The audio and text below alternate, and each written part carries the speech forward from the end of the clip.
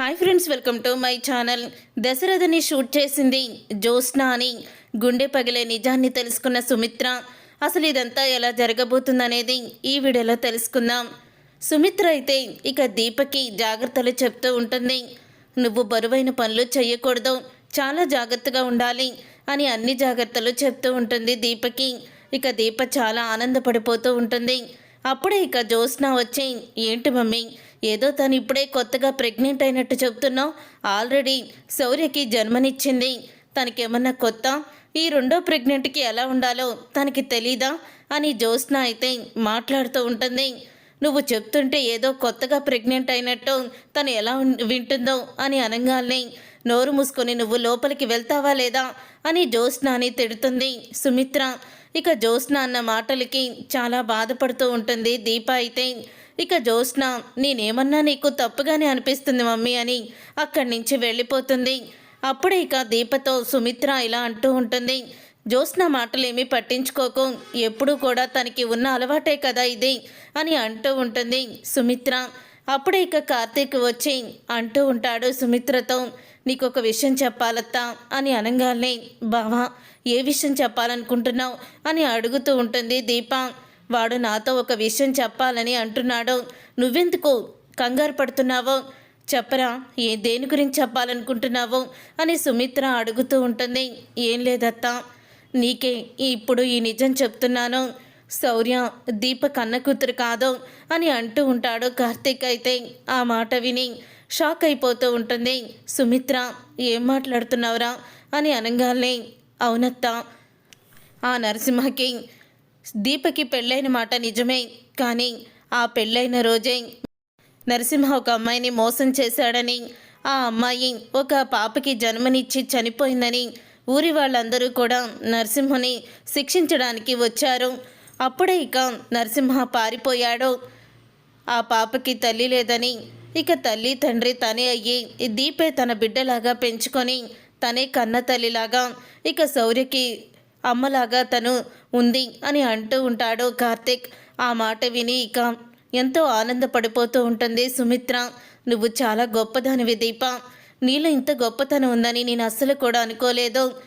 అంతమంది అన్ని అవమానాలు చేస్తూ ఉన్నా కనీసం నోరు విప్పి శౌర్య నా కన్న కూతురు కాదని ఒక్కసారి కూడా నీకు చెప్పాలని అనిపించలేదా అని అంటూ ఉంటే, లేదమ్మా, ఎందుకంటే నా తండ్రి, నన్ను పెంచిన తండ్రి కుబేర అయినా నన్ను ఏనాడు కూడా పెంచిన తండ్రిలాగా చూడలేదు.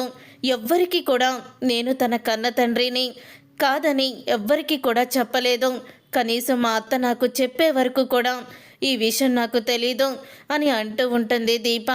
ఇక ఆ మాట విని ఒక్కసారి షాక్ అయిపోతూ ఉంటుంది సుమిత్ర అయితే. నా తండ్రి నన్ను అసలు పెంచిన తండ్రిలాగే చూడలేదు, ఎంత గొప్ప మనసుతో నన్ను పెంచాడు. అలాగే నేను కూడా శౌర్యని అలాగే పెంచాలనుకున్నానమ్మా. అందుకనే నేను తన కన్న తల్లిని కాదన్న విషయాన్ని తన దగ్గర ఎవరి దగ్గర కూడా తెలియకూడదనే దాచిపెట్టాను. మా అత్తయ్య కార్తీక్ బావతో నిజం చెప్పేసింది అని అంటూ ఉంటుంది దీప. ఇది ఒక అందుకే మంచిదే దీప అని అంటూ ఉంటుంది సుమిత్ర అయితే. నిజంగా నీలాంటి గొప్ప కూతుర్ని కన్నా తల్లిదండ్రులు ఎక్కడున్నారో కానీ చాలా అదృష్టవంతులు అని చెప్తూ ఉంటుంది. సరే అమ్మా, మీరు వెళ్ళండి, నేను వంట చేస్తాను, మీరు వెళ్ళి రెస్ట్ తీసుకోండి, మీకు ఆరోగ్యం బాగుంటలేదు కదా అని అంటూ ఉంటుంది దీప. సరే దీప, నువ్వు జాగ్రత్త అని అంటూ ఉంటుంది సుమిత్ర అయితే. తరువాత సుమిత్ర ఇంకోసారి జ్యోత్స్నకు వార్నింగ్ ఇవ్వాలి, దీప గురించి ఇంకొక మాట కూడా మాట్లాడకూడదని గట్టిగా చెప్పాలి అని జ్యోత్స్న గది దగ్గరికి అయితే వెళ్తుంది సుమిత్ర. జ్యోత్స్న గది దగ్గరికి వెళ్ళేసరికి జ్యోత్స్న అయితే వాష్రూమ్లో ఉంటుంది, తను స్నానం చేస్తూ ఉంటుంది. అప్పుడు ఇక తన ఫోన్ అయితే రింగ్ అవుతూ ఉంటుంది. ఫోన్ అయితే పైకి సౌండ్ రాదు, సైలెంట్లో పెట్టేసి ఉంటుంది. లైట్ వెలుగుతుంది చూసి ఎవరో జ్యోత్స్నకి ఫోన్ చేస్తున్నారని సుమిత్ర ఫోన్ అయితే చూస్తుంది. సుమిత్ర అలా ఫోన్ చూశాక సత్తిపండు అని నెంబర్ అయితే ఉంటుంది. సత్తిపండు ఎవరు, ఇతని పేరు ఎక్కడో విన్నట్టుంది అని అనుకున్న సుమిత్ర ఫోన్ లిఫ్ట్ చేసి చెవి దగ్గర పెట్టుకుంటుంది. ఇక చెవి దగ్గర పెట్టుకున్న తర్వాత, హలో మేడం, ఏంటి మేడం, ఈ మధ్య నేను అసలు మీకు గుర్తే లేనట్టుంది, కనీసం ఫోన్ కూడా చేయడం లేదు, నేను మేడం సత్తిపండుని అని అంటూ సత్తిపండు అయితే మాట్లాడుతూ ఉంటాడు. మేడం మీరు నాకు హెల్ప్ చేయాలి మేడం. మీకు నేను ఎంత హెల్ప్ చేశాను. మీరు ఇచ్చిన డబ్బులు మొత్తం అయిపోయాయి మేడం. దుబాయ్ నుంచి తిరిగి వచ్చేసాను. ఇప్పుడు నాకు అర్జెంటుగా 10 లక్షలు కావాలి. ఇవ్వండి మేడం. లేకపోతే మీరు ఏ పని చెప్పినా చేస్తాను. దానికన్నా అమౌంట్ ఇవ్వండి. ఈసారి మాత్రం మొన్నట్లాగా అదే మీ నాన్నగారిని షూట్ చేస్తే నాకు 1,00,00,000 ఇచ్చారు కదా, అలాగే ఇప్పుడు కూడా ఒకవేళ అలాంటి కేసే వస్తే, అలాంటి ఆఫర్ ఇస్తే నాకు ఖచ్చితంగా ఈసారి చచ్చిపోయేలాగా షూట్ చేస్తాను. ఆ రోజు గురి తప్పింది. మీరు మీ నాన్నగారిని పట్టుకొని అటు ఇటు కదిపారు. ఒకేసారి అక్కడే నిలబెట్టుంటే నేను షూట్ చేసిన ఆ గన్నులో ఉన్న బుల్లెట్ కాస్త సరిగ్గా ఎక్కడ తగలాలో అక్కడే తగిలి మీ నాన్న చనిపోయేవాళ్ళు. మీరు చేసిన తప్పుకి ఆ రోజు మీరే మళ్ళీ మా నాన్నని చంపేలాగా ఎందుకు షూట్ చేయలేదని నన్నే కొట్టారు. ఇక అదంతా జరిగిపోయిందనుకోండి. ఒకవేళ అలాంటివి ఏదైనా కేసు ఉంటే నాకు చెప్పండి. ఖచ్చితంగా ఈసారి మీరు ఎవరినైనా చంపాలనుకుంటే వాళ్ళు చచ్చేలాగా నేను షూట్ చేయడమో లేతే కత్తితో పొడవడమో చేస్తాను. కత్తితో పొడవడం అంటే గుర్తొచ్చింది. ఆ రోజు మీ నాన్నగారు ఎలాగైతే తప్పించుకున్నారో దీప కూడా నా కత్తిపొట్టు నుంచి అలాగే తప్పించుకుంది అని అంటూ నిజాల్ని బయట పెడతాడు. ఎప్పుడైతే సత్యపండు మీ నాన్నగారిని చంపడానికి 1,00,00,000 ఇచ్చారు అని చెప్పాడో అప్పుడు ఇక ఒక్కసారే షాక్ అయిపోతూ ఉంటుంది సుమిత్ర. అంటే ఆ రోజు ఆయన్ని చంపాలనుకుంది జ్యోత్స్నానా, షూట్ చేయించింది జ్యోత్స్నానా అని ఒక్కసారే కుప్పకూలిపోతుంది సుమిత్ర. అయితే అప్పుడే వాష్రూమ్ నుంచి ఇక జ్యోత్స్న అయితే వస్తూ ఉంటుంది. అలా జ్యోత్స్న వస్తూ ఉండడం చూసి అప్పుడే ఇక వెంటనే సత్తిపండు కాల్ని కట్ చేసి ఆ నెంబర్ కూడా డిలీట్ చేసేసి ఇక బయటకైతే వచ్చేస్తుంది.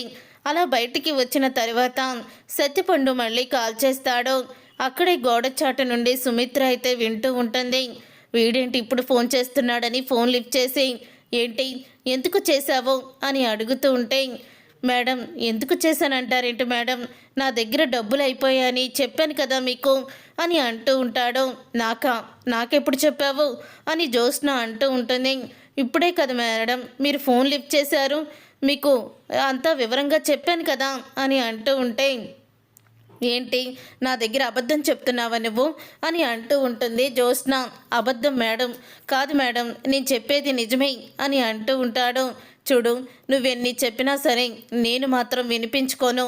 ఇక నీతో నాకేమీ అవసరం లేదు, తర్వాత మాట్లాడతాను, నీతో నాకు పని అయిపోయింది అని అంటూ ఉంటుంది జ్యోత్స్న.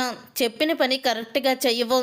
ఆ రోజు నీకు మా డాడీని సరిగ్గా షూట్ చేయమంటే ఎక్కడ చేసి తెచ్చావు అని జ్యోత్స్న మళ్ళీ తన నోటితోనే తను చేసిన నేరాన్ని ఒప్పుకుంటుంది. అది విని ఒక్కసారి సుమిత్ర అయితే షాక్ అయిపోతూ ఇక గదిలోకి వెళ్ళి బోరున ఏడుస్తూ ఉంటుంది. జ్యోత్స్న నాకు కూతురు తన తండ్రిని చంపాలని చూసిందా, ఇన్ని రోజులు దీపే ఆయన్ని షూట్ చేసిందనుకొని దీపని అనరాని మాటలు అన్నాను, కానీ ఇదంతా చేసింది జ్యోత్స్నానా. కన్న తండ్రిని చంపాల్సిన అవసరం జ్యోత్స్నాకి ఎందుకు వచ్చింది, ఎందుకు ఇదంతా చేసింది, ఈ విషయం నేను ఎవరితో చెప్పుకోను.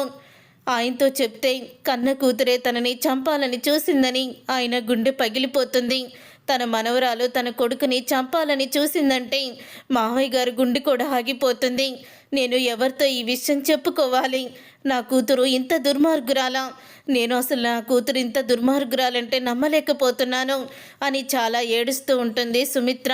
చూసారుగా ఫ్రెండ్స్, రాబోయే కథలో ఖచ్చితంగా ఇలాగే జరగబోతుంది. మరి ఇలాగే జరగాలని మీరైతే కోరుకుంటున్నారా?